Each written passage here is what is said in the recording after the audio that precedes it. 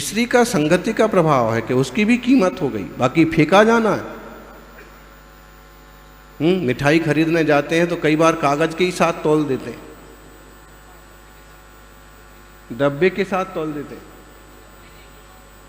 डब्बे का और मिठाई का एक ही भाव होता है, लेकिन आजकल ग्राहक भी समझदार हो गए और डब्बे वालों को लिखना पड़ता है कि डब्बे का वजन छोड़ करके मिठाई का वजन, हाँ घी का वजन, इसका पैकिंग को छोड़ करके घी का वजन अक्सर कर, लेकिन साथ में ही बिक जाते हैं। आप सभी इस बात को समझें कि पत्थर के मानस स्तंभ की ऐसे कोई वैल्यू नहीं है। हमारे यहाँ मानस स्तंभ रचना की पद्धति समौषणों के काल से रही है। फिर समौषण को स्तूपों के रूप में रचा जाने लगा। स्तूप मतलब क्या बाबूजी? हमें ऐसे लगता है कि बौद्ध स्तूप होते हैं, लेकिन वास्तविक परंपरा ही जैन परंपरा। और वो जो भव्य स्तूप होते हैं समौषण में, जब आप 7 भूमियों की रचना देखो, 8 भूमि की 8वीं भूमि पर स्तूपों की रचना होती है, भव्य स्तूप होते हैं।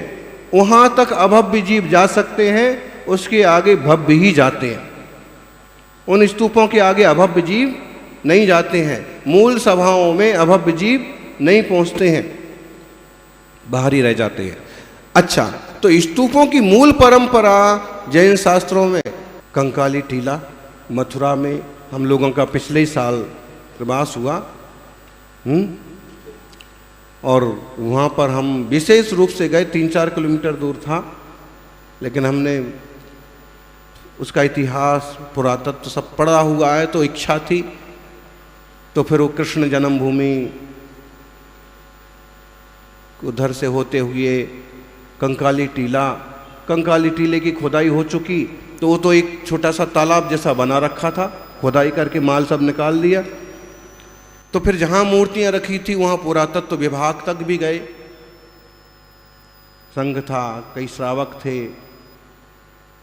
कहना ये चाहते हैं कि पुरातत्व विभाग में ढेर सारी जैन मूर्तियाँ रखी और दूसरी मूर्तियाँ भी रखी। वो कंकाली टीले की खुदाई में, टीला का मतलब क्या हुआ कि रहा तो स्तूप था, एक पंच स्तूपान्वय नाम का संघ हुआ है। कौन सा संघ? भेद तो पहले भी थे, लेकिन कलह इतना नहीं था। संघ पहले भी थे, जैसे मूल संघ हो गया, पंच स्तूपान्वय संघ हो गया, उत्तर संघ हो गया, दक्षिण संघ हो गया। संघ तो पहले भी थे, व्यवस्थाएं पहले भी थी, लेकिन कलेश और कलह इतना नहीं था। और मेरी समझ से तो अभी भी क्लेश और कलह तो नहीं होना चाहिए, व्यवस्थाएं भले हों। तो पंच स्तूपान्वय संघ था, और वही संघ माथुर संघ कहलाता था। इसका मतलब है कि मथुरा से निकला हुआ संघ माथुर संघ। माथुर संघ के आचार्य, जो ब्राह्मण में माथुर होते हैं ना, वो भी वहीं के कारण से। तो पंच स्तूपान्वय संघ के कौन से आचार्य थे बताओ, बोलो आप लोग। पंच स्तूपान्वय संघ के आचार्य, एक प्रसिद्ध आचार्य का नाम जिनसेन। जिनसेन जो हरिवंश पुराण के रचनाकार हैं। कौन से पुराण के?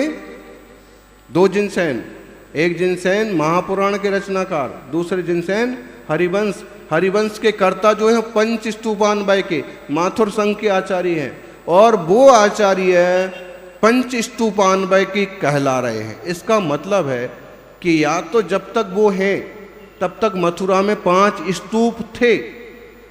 स्तूप का मतलब ऊंचा टीला जैसा, समौषण की रचना का प्रतीक, और उसमें फिर प्रतिमाएं विराजमान।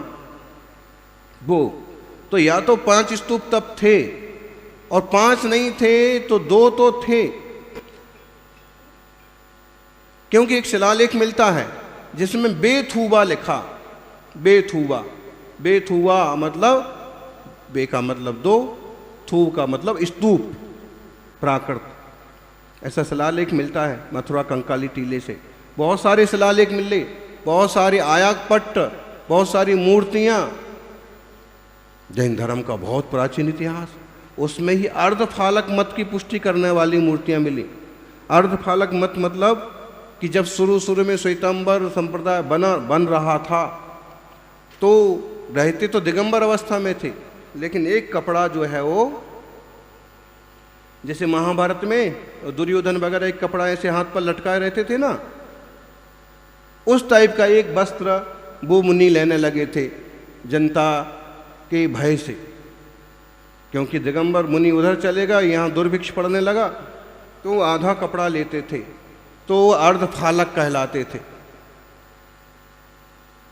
बाद में परेशानियों के कारण से उसको लपेटने लगे, और बाद में तो फिर अर्धफालक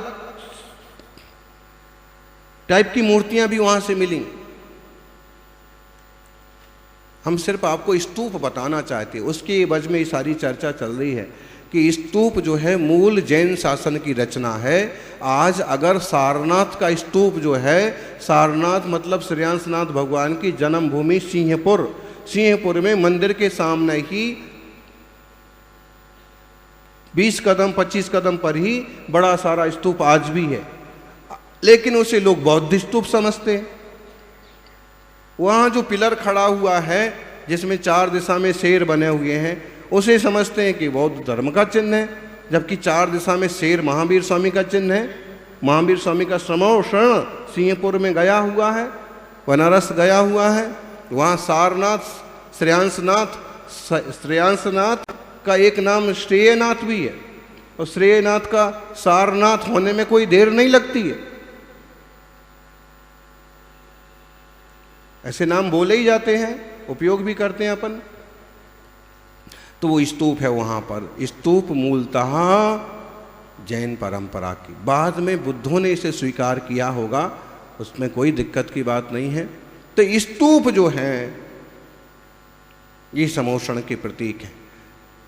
मंदिरों की, समोषणों की, मानस्तंभों की मूल परंपरा ये निर्ग्रंथ जैन शासन की प्राचीन परंपरा है। बाद में और जगह ये परंपरा गई, ठीक है। अब हम ये कहना चाहते हैं कि मानस्तंभ जो है तो पत्थर का, लेकिन वह भी गौतम स्वामी जैसे महाज्ञानियों के मान को हरण करने वाला कैसे बन गया, बताइए। कहानी तो सबको मालूम है, गुरु पूर्णिमा के दिन पहले ही दिन यहां पर बताई थी। कम मत समझिए, किसी विश्वविद्यालय के कुलगुरु से भी बड़ा मान था उनका। इंद्रभूति गौतम गणधर और 3 भाई, इंद्रभूति गौतम, अग्निभूति गौतम, वायुभूति गौतम, तीनों के तीनों 5-5 शिष्यों के गुरु, और उस जमाने के सबसे प्रसिद्ध कथावाचक समझ लो, यज्ञ करने वाले। तो यज्ञ करने के लिए आए थे वो राजगृह में, सोमल श्रेष्ठी के यहाँ, और वो कुलपति थे उस पूरे हवन के यज्ञ के। हजारों और लोग आए थे, और तब महावीर स्वामी के समोषण का प्रसंग वहां बनता है। देवताओं के विमान उन्हें दिखते हैं, और वो समझते हैं कि हमारे यहां विमान आ रहे हैं।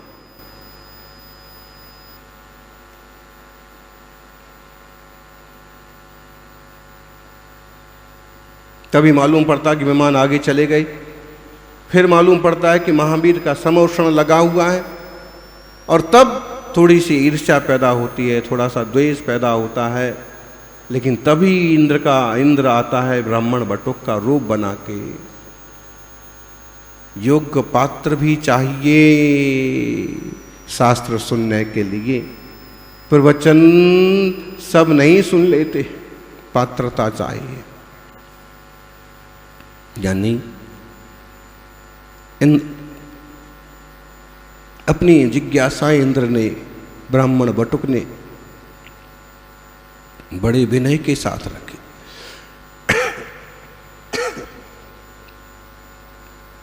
विनय पूर्वक निवेदन किया, पंचास्तिकाय कौन से हैं, 3 काल कौन से हैं, 4 गतियां कौन सी हैं। दुनिया में कौन से शास्त्र बताते हैं 4 गतियां? कोई नहीं बताता। छह द्रव्य कौन बताता है? कोई नहीं बताता है। जो मूल है, जो बेस है, जो वस्तुनिष्ठ विज्ञान है, कोई नहीं बताता। संस्कृत के शब्दों का अर्थ बताने को तो वो तैयार हो गए, लेकिन भावार्थ क्या है वो उनके ध्यान में नहीं आया। उन्होंने कहा, फिर भी अपने मान को सुरक्षित रखते हुए उन्होंने कहा कि तुम्हारे गुरु के पास जाके इसका जवाब देंगे।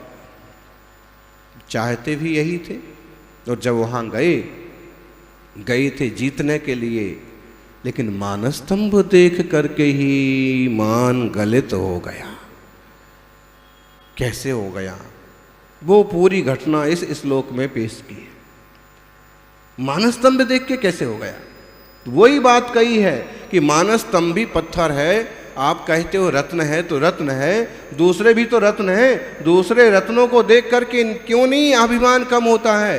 क्यों नहीं विकार मिट जाते हैं? क्यों नहीं सम्यक दर्शन होता है?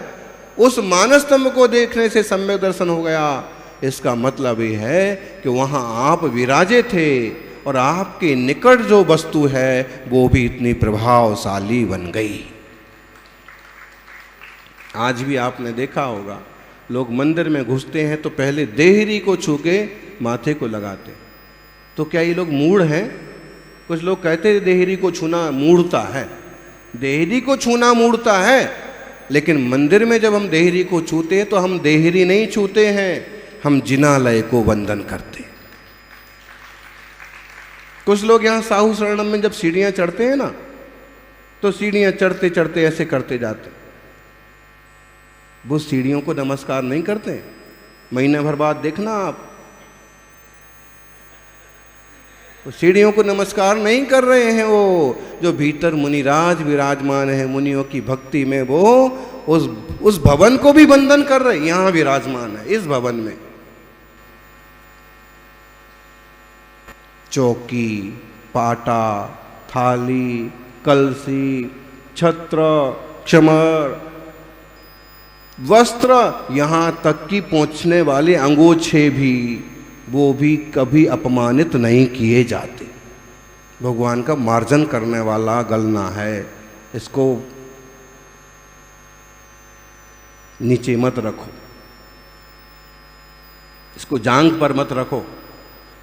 बोलते कि नहीं? जिन भगवान के निकट में रही हुई वस्तुएं भी पूज्यता को प्राप्त हो जाती हैं। इन वस्तुओं का सम्मान करने वाले लोग कोई मूढ़ नहीं है। उन्हें समझ है कि वस्तुएं हैं, ये थाली है, ये लोटा है, ये पाटा है, लेकिन ये भी साथ में समझ है कि जिनेंद्र भगवान इस पर विराजेंगे, इस पर अभिषेक होगा, इससे अभिषेक होगा, इसलिए ये चीज़ें भी वंदनीय हैं। सौभाग्यशाली हो। कभी भी जिस पार्टी पर मुनिराज बैठे हैं उस पार्टी का अपमान मत करो। एक प्रसंग याद आया, पथरिया की बात है। बोले आचार्य विद्यासागर जी महाराज विराजमान थे और उनका विहार हो गया। क्षमा सागर जी को आज्ञा हुई कि आपको यहीं रुकना, तो रुक गए। अब लोगों ने कहा कि महाराज अब इस पार्टी पर आप बैठ जाओ। तो उन्होंने क्या जवाब दिया? ये पाटा हमारा वंदनीय है, इस पर आचार्य महाराज बैठते थे, इस पार्टी पर हम नहीं बैठ सकते। क्या समझे? एक तो परोक्ष विनय, दूसरा पूज्य के सानिध्य से वस्तु भी पूज्य हो गई।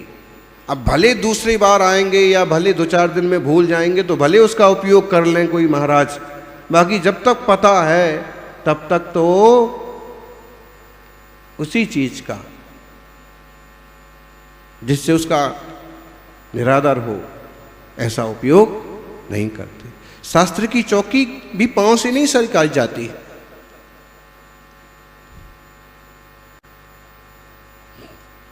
सम्मुख रखा हुआ पात्र, हाथ धोने का पात्र भी पांव से नहीं सरकाया जाता। क्यों? सानिध्य किसका? उनके सानिध्य में वे वस्तुएं भी एक तरह से वंदनीय हो जाती हैं। पूज्य नहीं है वो, लेकिन उनके सानिध्य से उनकी भी आसाधना नहीं की जाती है।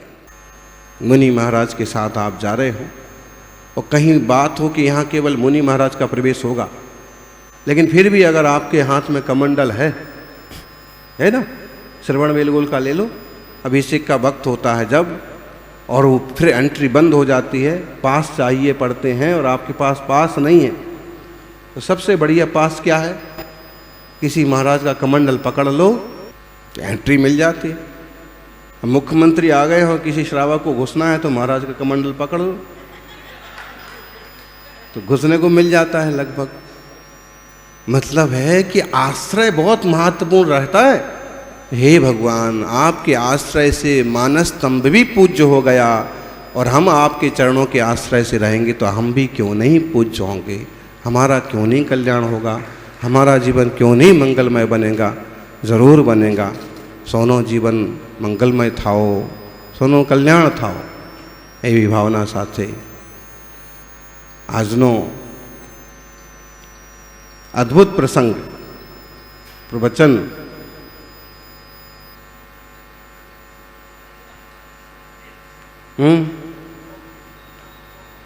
मराठीत बोलू का? मराठीत ऐकायचे? झालेगी? हे बघा, तुमच्या नाव मोठा, तुमच्या गावचा नाव मोठा, आणि तुमच्या गावात ज्यांचे जन्म झाले त्यांची नाव सर्वात मोठा. आचार्य आदिसागर महाराज यांचा गाव, तुम्ही त्यांचे गावाचे आहे. जीवनमध्ये असे कार्य कधी पण करू नका, अशी वृत्ती केव्हा पण ठेवायचे नाही.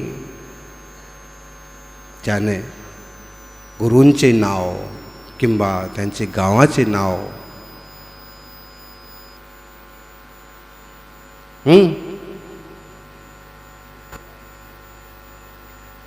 गावाचे नाव कलंक लागला पाहिजे नाही, दोष यायला पाहिजे नाही. तुम्ही बरोबर त्यांचे नाव स्वतःचे गावाचा आणि स्वतःची तरक्की करा, एवी मंगल भावना. अशी मंगल भावना आहे. माझी शुभेच्छा आहे. सर्वांचे कल्याण हो. जय बोलिए 24 तीर्थंकर भगवान की.